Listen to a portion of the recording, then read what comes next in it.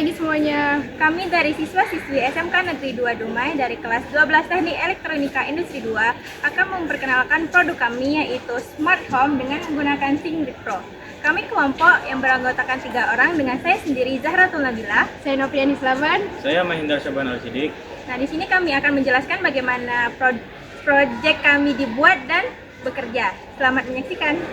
Sebelum masuk ke proses perakitan, berikut ada alat dan bahan yang digunakan dalam proyek ini, serta penjelasan mengenai cara kerja sistemnya, di antara lain alat dan bahan proyek Smart Home yang kami buat.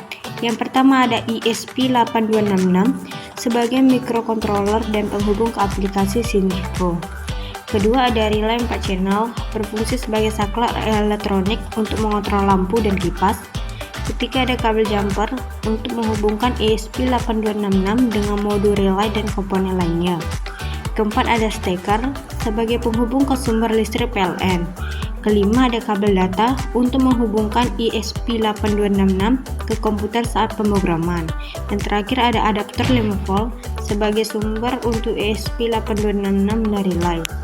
Selanjutnya langkah perakitan. Yang pertama, sambungkan ESP8266 ke komputer menggunakan kabel data, lalu lakukan pemrograman dengan kode yang sudah terhubung ke akun Sync-Pro. Kedua, hubungkan ESP8266 dengan relay 4 channel. Misalnya pin D2 ESP8266 terhubung ke in1 relay atau lampu. Pin D1 ESP8266 terhubung ke in2 relay atau kipas. Pin GND ESP8266 terhubung ke GND relay, dan terakhir pin VCC relay terhubung ke 5 volt adaptor. Ketiga, sambungkan adaptor 5 volt untuk memberi daya pada ESP8266 dan relay.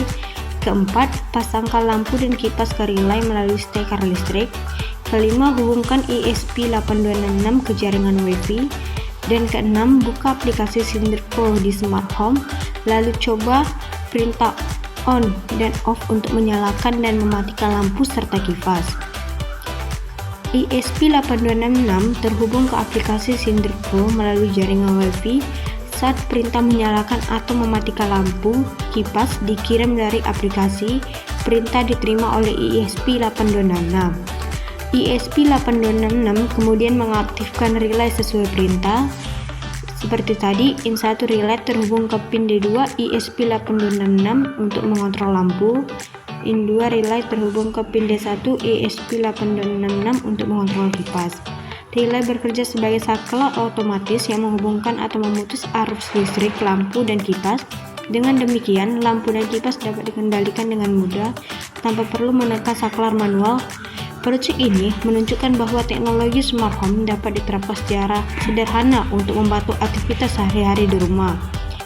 Nah, dan untuk prototipe kami menggunakan papan kayu sebagai medianya atau objeknya, dikarenakan bagi kami itu sangat mudah merakit dan merangkainya.